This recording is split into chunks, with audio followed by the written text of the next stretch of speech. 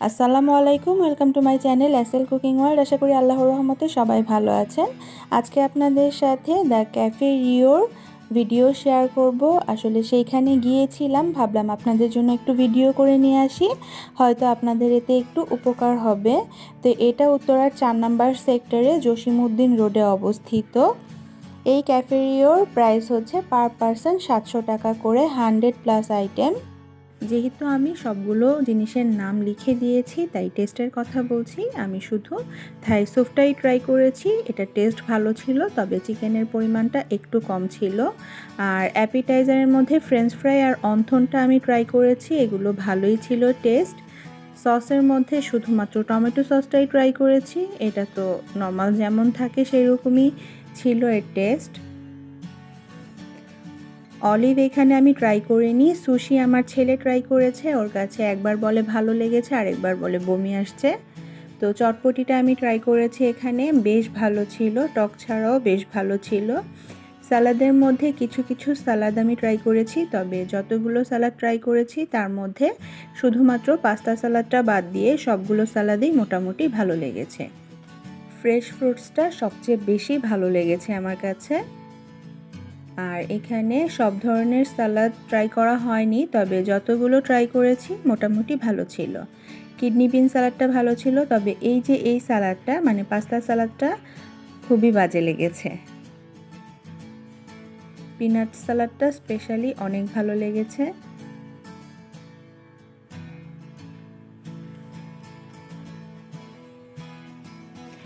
আমি টেস্ট কিন্তু এখানে আমার টেস্ট হিসেবে বলছি, আপনাদের কাছে সবগুলো ভালো খারাপ লাগতে পারে, এটা আপনাদের নিজেদের টেস্ট বাডের উপরে ডিপেন্ড করবে। তবে আমার কাছে কেমন লেগেছে আমি সেটাই আপনাদের সাথে শেয়ার করছি। ফ্রেশ ভেজিটেবল কাটা ছিল কিছু, এগুলো কিছুই ট্রাই করা হয়নি।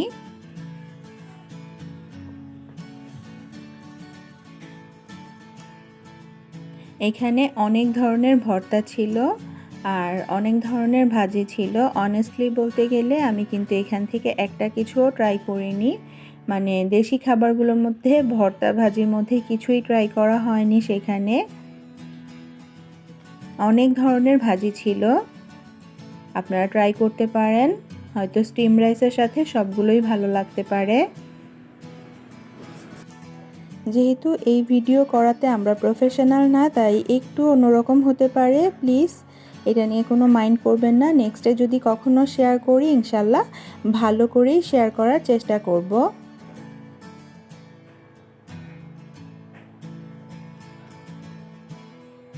মেইন কোর্স হিসেবে এখানে আরও ছিল ডাল আর প্লেন রাইস ছিল, এগুলো ট্রাই করা হয়নি। মাটন রেজালা ছিল, এটা আমি খাই না, তবে আমার হাজব্যান্ড খেয়েছে, সে ভালোই বলেছে। থাই ভেজিটেবলটাও মোটামুটি ভালো ছিল। চিকেন মশলাটা খুবই মজা ছিল। ক্র্যাব বারবিকিউ স্টাইল, এটা আমার মেয়ে ট্রাই করেছে, সে বলল ভালোই মোটামুটি।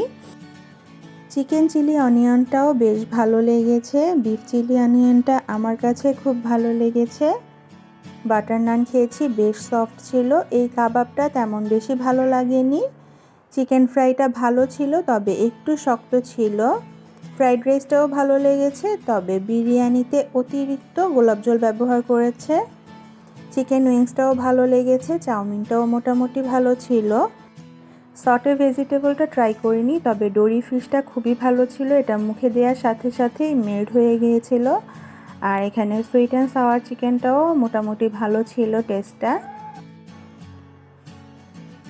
এখানে ডাল বিফটা মোটামুটি ভালো ছিল, আর বিফ মশলাটা বেশ ভালো ছিল, আপনারা ট্রাই করতে পারেন। বিফ কলিজাটা মাস্ট ট্রাই, এটা খুব ভালো হয়েছিল ভুনাটা।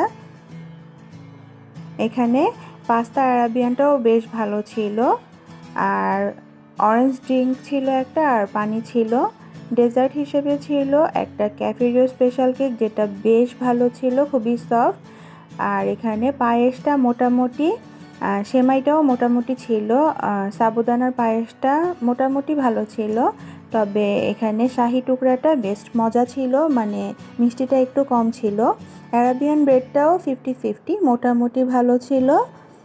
এখানে ভ্যানিলা পেস্ট্রিটা একটু হার্ড ছিল। আর এখানে যে স্ট্রবেরি জেলোটা, এটা আমি ট্রাই করিনি, তো এর টেস্ট বলতে পারবো না। আর প্লেন কেকটা ছিল যে এটা বেশ ভালো ছিল, খুবই সফট ছিল। আমি ব্রেড পুডিংটা খাইনি, তবে আমার হাজব্যান্ড খেয়েছে।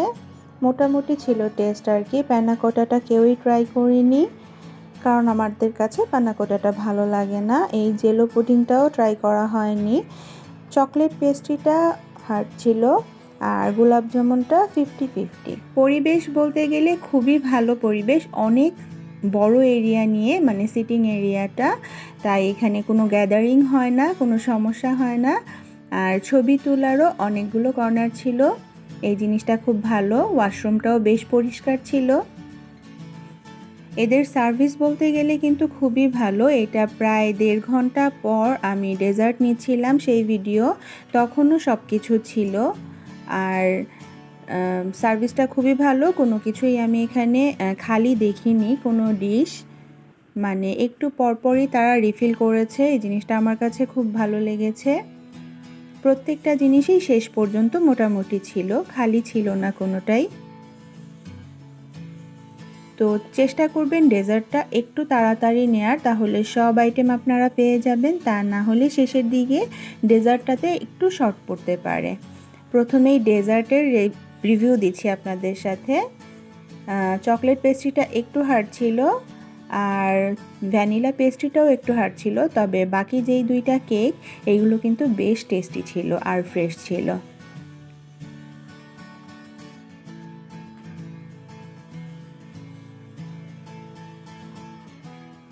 এই যে কাবাবটা, এটা তেমন বেশি ভালো লাগেনি, কারণ এর মধ্যে মশলাও একটু কম ছিল আর স্পাইসিও ছিল না তেমন। তবে চিকেন অনিয়ন যেটা, চিলি চিকেন অনিয়ন যেটা, সেটা বেশ ভালো লেগেছে। আমার কাছে বিফ চিলি অনিয়নটাও বেশ ভালো লেগেছে। আর ফ্রাইড রাইসটাও মোটামুটি ভালো, তবে বিরিয়ানির মধ্যে অতিরিক্ত গোলাপ জলের ফ্লেভারটা ছিল, তাই ভালো লাগেনি তেমন। আমি সম্পূর্ণ খাবারের রিভিউটা আপনাদের সাথে ভালো করে শেয়ার করতে পারিনি। আর এখানে সফট ড্রিঙ্কটা কিন্তু আনলিমিটেড ছিল। এটা মোটামুটি হাফ টাইমের পরে। সাদের কাছে সবই ভালো লাগে, যেটা খায় সেটাই ওর কাছে ভালো লাগে, তবে ও বেশি খাবার খেতে পারে না।